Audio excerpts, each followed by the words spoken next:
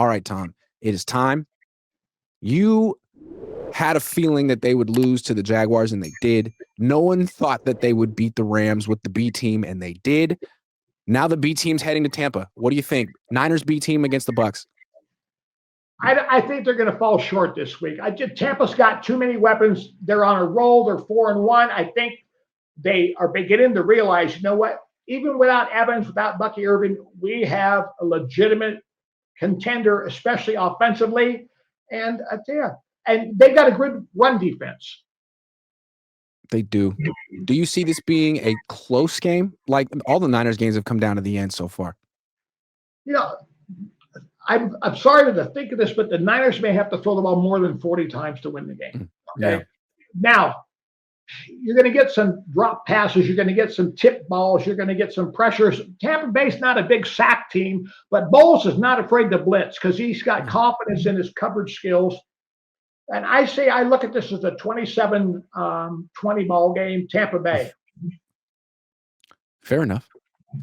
Well, it'll be interesting to see if the Niners can pull off another upset. They are definitely 2.5-point underdogs. Cold Essence says Kyle used Devontae Freeman and Tevin Coleman at the same time in Atlanta, and there was balance. Both ran the ball and both caught passes. So why does he run CMC like a bruiser?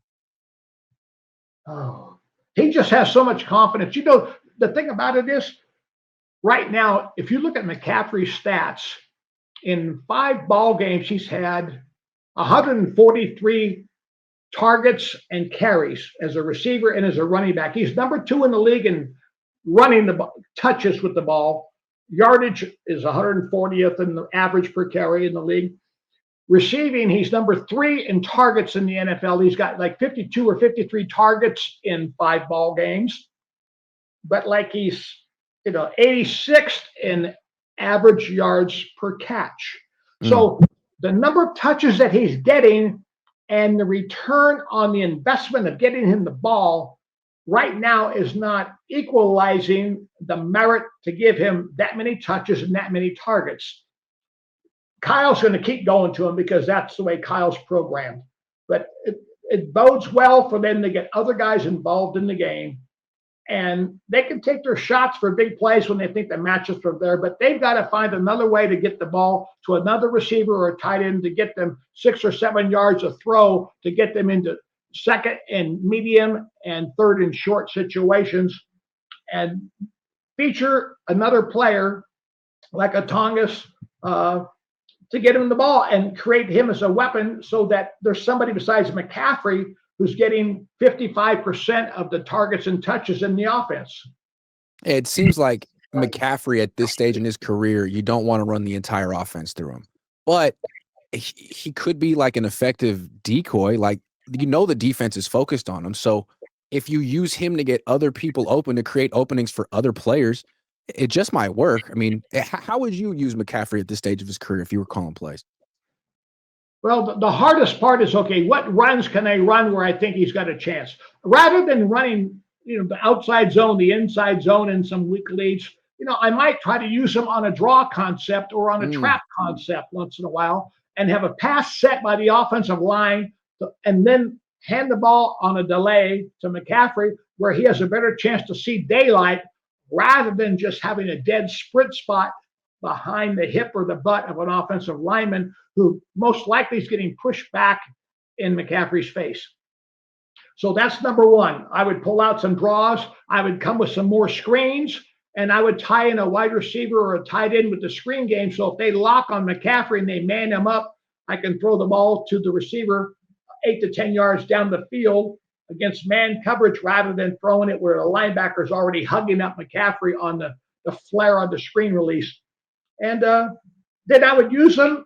I would use him in motion more than I would just line him up in a static position, make the defense adjust on the fly rather than line up in a static set and let the defense make their calls and have them locked in on what they're going to play.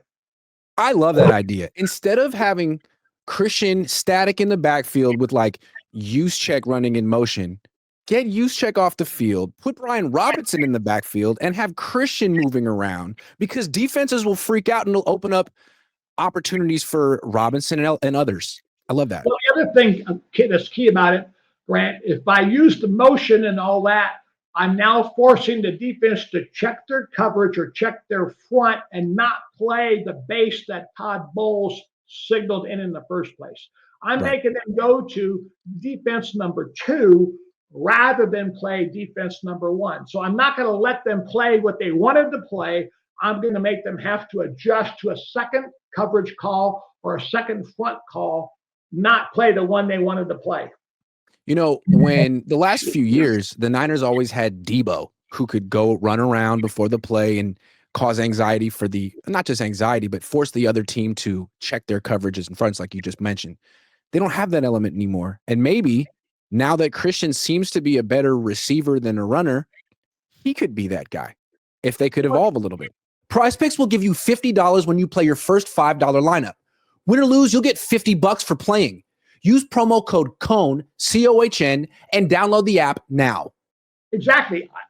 I can use him to dictate that the defense has to make its adjustment. If they don't adjust, then I'm going to have him like on a choice route or an option route be wide open. If they start kicking the secondary to him with his movement, weak side, for example, then now that opens up somebody on the strong side of the formation. Tonjes. If the secondary is going left, I'm going to throw it right. When the secondary goes right, I'm going left. So I'm going to be attacking linebackers and underneath coverage rather than attacking the teeth of the secondary for the Buccaneers. Love that. Michael Mock says trade Purdy for Max Crosby. Win-win. Yeah, I don't think that'd fly in Vegas, no. If the Niners, let's say Mac Jones never loses again. No, let's just say Mac Jones takes the job from Purdy the way Purdy took it from Jimmy. Could the Niners trade Purdy? Would anyone want him in that contract? I can't see it because the thing about it is, if you look at his quarterback skill set, would you be enamored with his arm? Or would you always be lacking and wishing that it was more than what it is? The second one. Yeah. And so that's right off the bat. Then you look at the injury factor and you start to think about, is this guy going to be able to play 17 games a year? And right now, his history is not on track to play 17 games a year. And so, he's an overpaid starter who the Niners basically made a panic buy. I mean, yeah, it reminds me a little bit of when the Broncos gave all that money to Russell Wilson. He's much older, but they regretted that so quickly and ended up having to just cut him. Well, they managed to find a way to get him out of the program and bring in somebody else. Yeah. The bottom line is, I think the Niners contract is structured so that after one more season, they can probably jettison Purdy and not suffer irreparable damage with the salary cap and all that. So that is in the back of their minds right now. Trust me. And the way their offensive line is constructed and the frequency with which they get quarterbacks injured, they're going to need at least two for a while. So Brock, Mac, get to know each other. The bottom line is if the Niners were to trade 2 number ones to get Max from the Raiders in Vegas, then that eliminates them being able to draft an offensive tackle in the first round this next draft in 2026. And that is a tremendous need for the Niners. They got to draft a tackle. I'm sorry, they may think not, but they need to invest in an offensive tackle coming in this coming draft. Yeah, so if they ultimately don't trade for Max Crosby or any defensive end, maybe it's because they've put off drafting an offensive tackle for so many years. They absolutely have to take one next year and can't afford to trade a first-round pick. Or if they trade for Max and they go to playoffs, then they can use their free agency money, boatload it up, and go out and get a tackle. Or they can trade Nick Bosa for one. I still think that's a possibility. Wishful thinking. Yeah, certainly. All right, it's time for me to go down and see which 49ers are actually practicing today. Tom, this was wonderful. I still maintain that the Niners are 4-1 primarily because of you. So let's keep it going. I'm waiting for you to get the game ball. Though when Kyle sends you the game ball, you can put it on the screen and have it sitting right there next to you. I'll ask him today, where is it, man? Come on. You thought of that 21 rocket all on your own? Where did that come from? I haven't seen that from you in years. Tom, thanks so much. Have a good day, Grant. Take care, everyone.